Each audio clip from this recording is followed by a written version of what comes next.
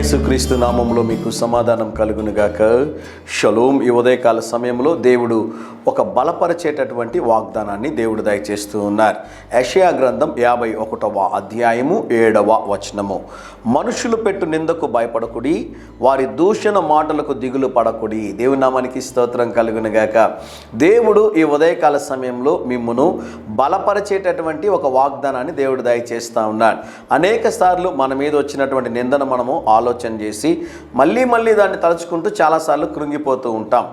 యేసన్న గారితో కలిసి సమకాలికంగా దేవుని యొక్క సేవను కొనసాగించినటువంటి డేవిడ్ రాజయ్య గారు హైదరాబాద్ ప్రాంతంలో అద్భుతమైనటువంటి పరిచర్ని కొనసాగించారు. వారి యొక్క కుమారులు జబరాజయ్య గారు కూడా అద్భుతమైనటువంటి సేవను చేస్తున్నారు. వారి సంఘాన్ని దర్శించడానికి దేవుడు సహాయం చేశారు. మంచి సహవాసాన్ని దేవుడు ఇచ్చాడు. డేవిడ్ రాజయ్య గారు ఎప్పుడు ఒక అద్భుతమైన మాట చెప్తుంటాడు. ఏంటి అంటే, ఒక నింద ఒక 100 అంటాడు ఆయన.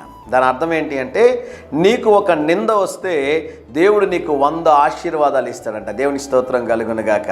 గమనించండి ప్రియులారా, చాలాసార్లు నాకు అనేకులు కాల్ చేసినప్పుడు, అయ్యా నన్ను వారు ఇలా అంటున్నారు అన్నప్పుడు నేను కూడా ఆలోచన చేసేవాడిని.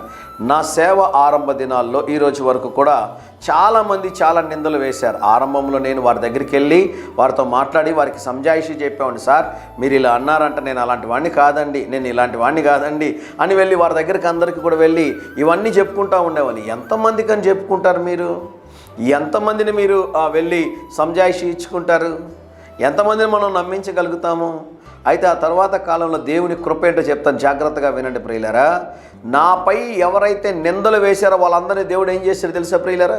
ఈ మాట చెప్పడానికి నేను కొంచెం బాధపడుతున్నాను, కానీ కాళ్ళ దగ్గరికి తీసుకొని వచ్చాడండి దేవుడు. ఎవరైతే గర్వంగా నిందలు వేసి నన్ను బాధ పెట్టి నా పరిచర్ని నన్ను నాశనం చేయాలనుకున్నారో వారి కుటుంబాల్లో వారి వ్యక్తిగత జీవితంలో జరిగినటువంటి ఆ నష్టం అంతా ఇంత కాదు, అది తట్టుకోలేక భరించలేక నా దగ్గరికి వచ్చి, అయ్యా మేము తప్పు చేశాం, మమ్మల్ని క్షమించండి అని కాళ్ళ మీద పడినటువంటి సందర్భాలు ఉన్నాయి ప్రియులారా. నాకైనా మీకైనా ఎవరికైనా సేవకుడి గురించి నువ్వు తక్కువగా మాట్లాడుతూ ఉన్నావా? దేవుడు చూస్తూ ఊరుకుండేవాడు కాదు. అనేక మంది మీపై నిందలు వేసి మిమ్మల్ని బాధ పెడుతున్నారా? మిమ్మల్ని దుఃఖానికి గురి చేస్తున్నారా? మీకు ఎవరు లేరు అనుకుంటా ఉన్నారా? ప్రభు మీ పక్షంగా నిలబడతాడు. ప్రభు మీకు న్యాయం చేస్తాడు.